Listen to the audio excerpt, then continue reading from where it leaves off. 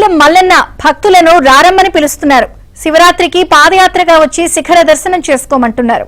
శివాజ్ఞను పాటిస్తూ లక్షలాది మంది వస్తారని అంచనా వేస్తున్న దేవస్థానం అందుకు తగిన ఏర్పాట్లు కూడా చేస్తోంది.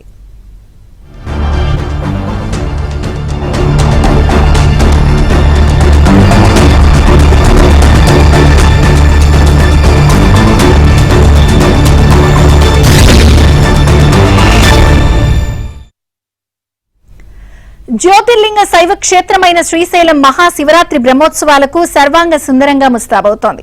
ఆలయ పరిధిలోని దేవతామూర్తుల విగ్రహాలు తుది మెరుగులు దిద్దుకుంటున్నాయి.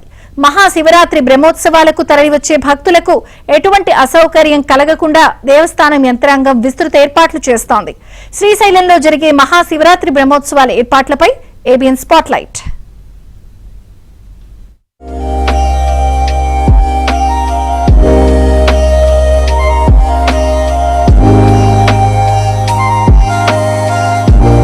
అష్టాదశ శక్తిపీఠం, ద్వాదశ జ్యోతిర్లింగం ఒకటిగా వెలిసిన శ్రీశైల మహాక్షేత్రంలో మహాశివరాత్రి బ్రహ్మోత్సవాలు జరగనున్నాయి. శ్రీశైలం ఆలయం రంగురంగుల పెయింటింగ్లతో ముస్తాబవుతోంది. ఆలయ పరిధిలోని దేవతామూర్తులు నూతన రంగులతో చూడగానే ముచ్చటగా కనిపిస్తున్నాయి. ఆలయం ప్రాంగణం సర్వాంగ సుందరంగా ముస్తాబవుతోంది. మహాశివరాత్రి బ్రహ్మోత్సవాల్ని తిలకించేందుకు భక్తులు మన రాష్ట్రం నుంచే కాకుండా తెలంగాణ, మహారాష్ట్ర, కర్ణాటకతో పాటు దేశంలోని వివిధ ప్రాంతాల నుంచి సైతం లక్షలాదిగా వస్తారని అంచనా. చాలా మంది పాదయాత్ర చేస్తూ నల్లమల కొండల్ని దాటుకుని శ్రీశైలం తరలి వస్తారు. శ్రీశైలం వచ్చే భక్తులకు ఎటువంటి ఇబ్బందులు కలగకుండా దేవస్థానం అధికారులు విస్తృత ఏర్పాట్లు చేస్తున్నారు. తాగునీటి వసతి, వైద్యం, స్వామి అమ్మవార్ల దర్శనానికి ప్రత్యేక క్యూలైన్లు, మినరల్ వాటర్ ప్లాంట్, ప్రసాదం తదితర ఏర్పాట్లను పూర్తి చేశారు.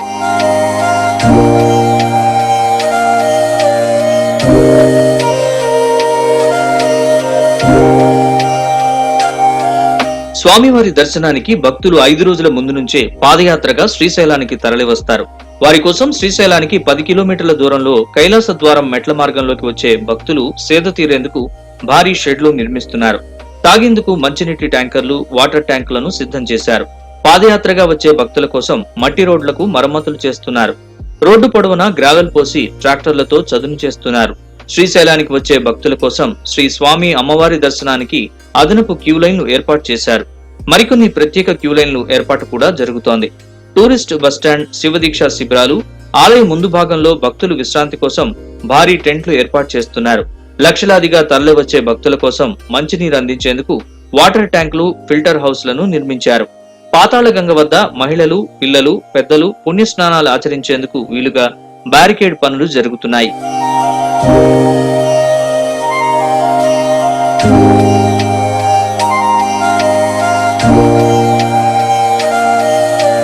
భక్తుల సౌకర్యార్థం చేపట్టవలసిన పనులపై ఇప్పటికే ఏపీ మంత్రుల బృందం ఆనం రామనారాయణ రెడ్డి, వంగలపూడి అనిత, బీసీ జనార్దన్ రెడ్డి, అనగాని సత్యప్రసాద్, జిల్లా కలెక్టర్ రాజకుమారి, ఎస్పీ అధిరాజ్ సింగ్ రాణా, ఆలయ ఈవో శ్రీనివాసరావు సంయుక్తంగా సమీక్షా సమావేశాలు నిర్వహించారు. ఏర్పాట్లు ముమ్మరం చేశారు. భక్తుల కోసం సుమారు 30 లక్షల లడ్డూలు కూడా తయారు చేస్తున్నారు. బ్రహ్మోత్సవాలకు తరలివచ్చే భక్తులకు ఎటువంటి ఇబ్బందులు కలగకుండా దాదాపుగా ఏర్పాట్లు పూర్తి చేశామని, మిగిలిన పనులు మరో 2 రోజుల్లో పూర్తవుతాయని దేవస్థానం ఈవో ఎస్ శ్రీనివాసరావు తెలిపారు.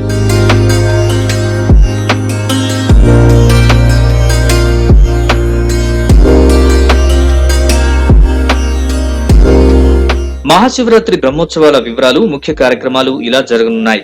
19న యాగశాల ప్రవేశంతో బ్రహ్మోత్సవాలు ప్రారంభం కానున్నాయి. అదే రోజు సాయంత్రం ధ్వజారోహణం, 20వ తేదీన భృంగి వాహన సేవ, 21వ తేదీన హంస వాహన సేవ, 22వ తేదీన మయూర వాహన సేవ, 23వ తేదీన రావణ వాహన సేవ, 24వ తేదీన పుష్ప పల్లకీ సేవ, 25వ తేదీన గజ వాహన సేవ, 26వ తేదీన మహాశివరాత్రి సందర్భంగా ప్రభోత్సవం, నంది వాహన సేవ నిర్వహిస్తారు.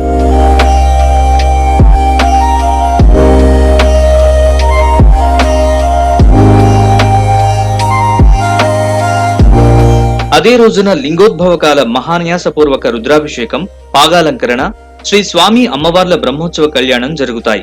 మరుసటి రోజు 27వ తేదీన స్వామి అమ్మవార్లకు రథోత్సవం, రాత్రి తెప్పోత్సవం, 28వ తేదీన యాగ పూర్ణాహుతి, సదస్యం, నాగవల్లి, ఆస్థాన సేవ, ధ్వజ అవరోహణ, మార్చి 1వ తేదీన అశ్వవాహన సేవ, పుష్పోత్సవం, శయనోత్సవంతో బ్రహ్మోత్సవాల ముగింపు పూజలు జరగనున్నాయి.